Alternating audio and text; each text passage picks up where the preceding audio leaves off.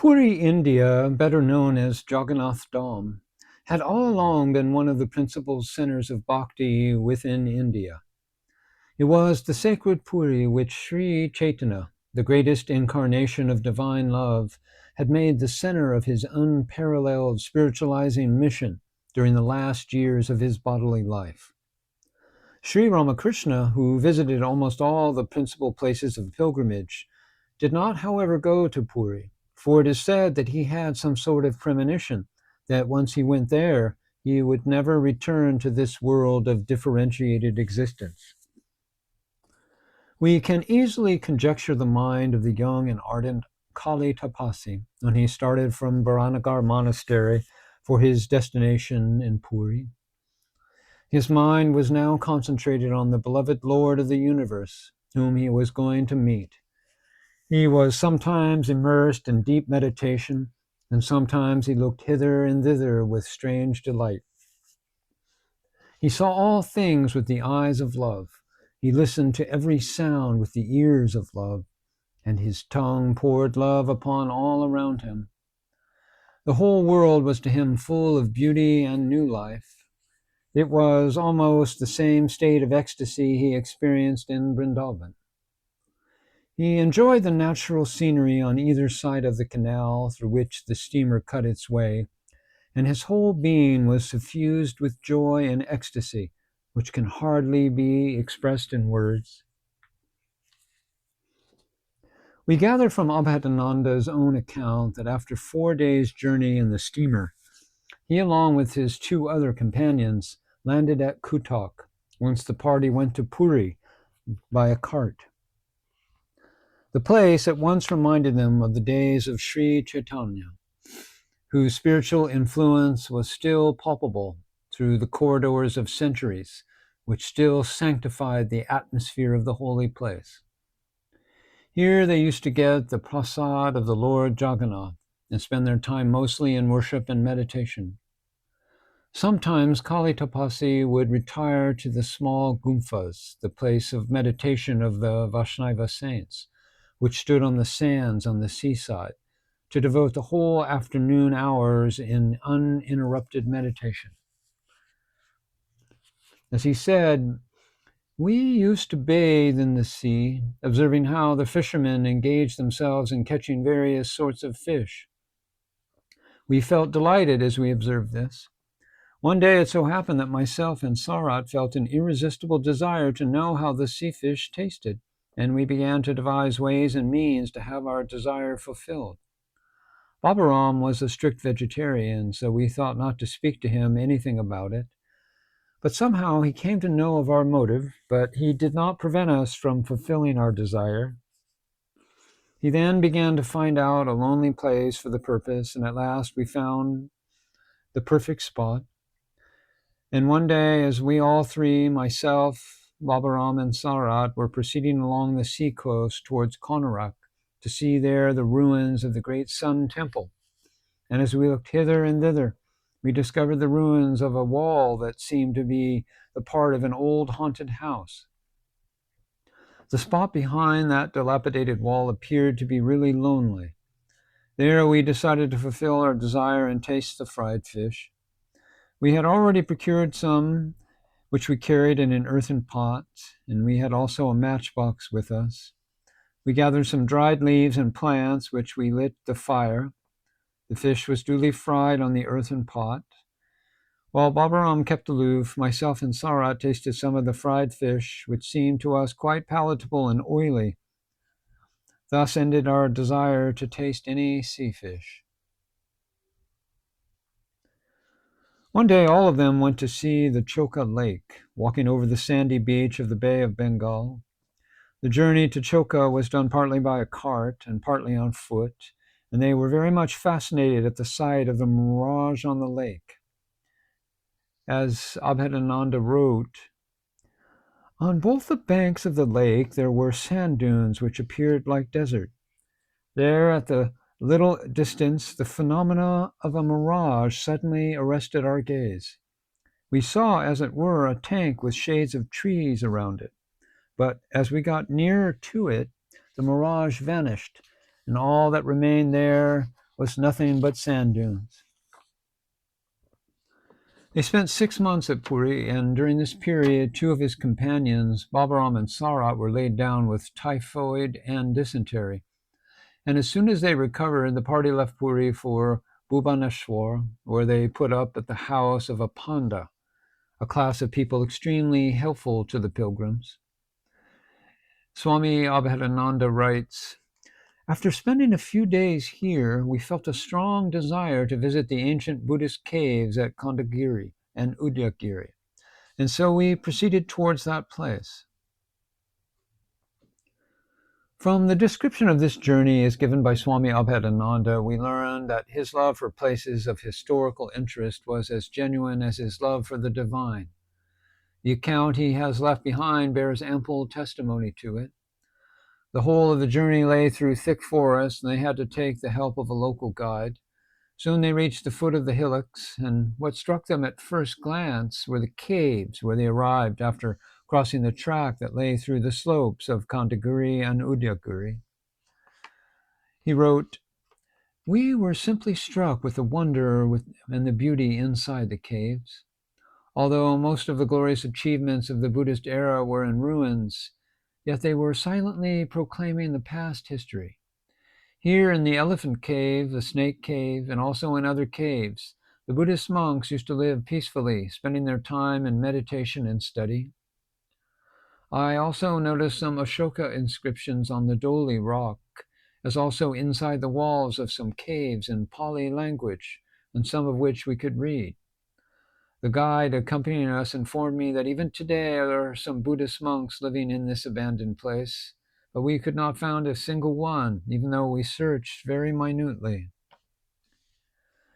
Evidently here we find in Abhedananda not only a wandering monk, but also an acute observer of historical relics, in which he read the past glorious history of India.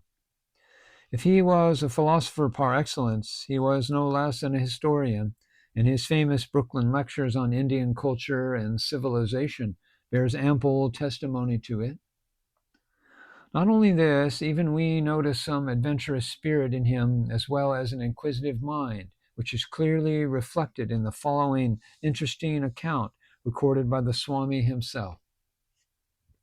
When they failed to find out a single Buddhist monk anywhere, the guide informed them of one hermit who lived inside the deep forest on the top of the hill. This roused their curiosity, and they wanted to look out for the hermit. Babaram, however, did not want to accompany them this time, and he remained at the foot of the hill, waiting for the return of his brother monks. As Abhedananda wrote, Sarat and myself then started for the destination, being escorted by our guide. We reached the hilltop and looked around the jungle, and all of a sudden we found ourselves standing before a large cave. We felt a strong desire to enter inside, but as soon as we reached at the entrance, we found, much to our awe and wonder, the footprints of a tiger on the sand instead of that of a man. The discovery of it sent a shivering shock in our heart, and after advancing a little more, we retraced our steps. As we did so, we found at a distance a boy, an inhabitant of this hilly place, gathering something that lay on a piece of stone. Slowly we came to the boy and found him gathering something like frozen milk, which was on the stone, on a leaf held in the palm of his hand. On being asked, he told us that it was the milk of a tigress, which was very useful in preparing some kind of medicine. This was why he was collecting it. We also learned from the boy that there in the very cave inside which we wanted to enter lived a pair of tiger and tigress, and of late the tigress had given birth to cubs, whom she fed with her breast milk while lying on this stone slab. And the few drops that fell on the slab were frozen. He himself had seen many a time from a distance as the tigress fed her cubs in this way, and this is why he came to collect the frozen milk. The account as given by the boy aroused their curiosity, and both of them, Kali Tapasi and Sarat, wanted to taste the milk of the tigress, and they then requested the collector to part with some of it. The boy at once put a cube or two of the milk collected by him on the palm of each of the monks, which they tasted, and found it emanating a strong and stinking odor, which usually emanated from the body of a tigress. Then they came down, collecting a bit of the frozen milk on a leaf just to show it to Balaram, who was waiting for them anxiously. As he got sight of his brother monks, Balaram was very much relieved of his anxiety. At the same time, he was very much surprised, as well as glad to find the rare specimen with them. Thereafter, they returned to Bhubaneswar in the company of their guide.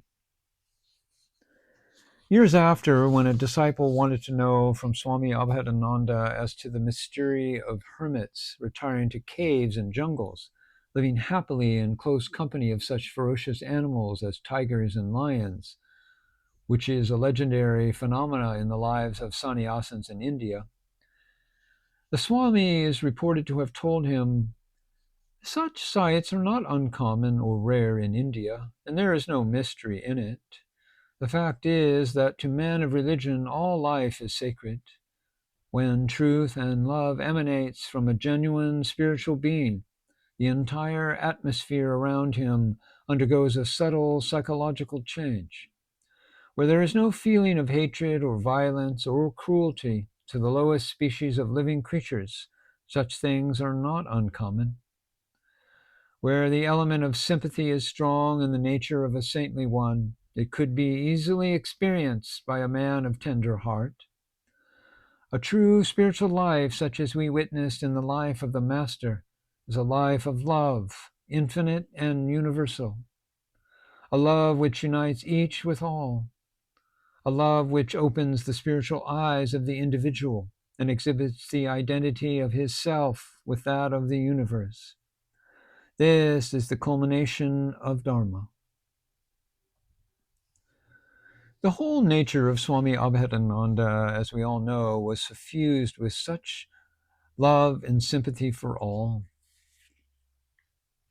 The three monks then returned to Baranagar after 6 months, and they were cordially received by their brother monks. "Who did the cooking all the time?" asked Sashi, and Sarat, who once replied, "Kali. Where can one find a better cook than he?"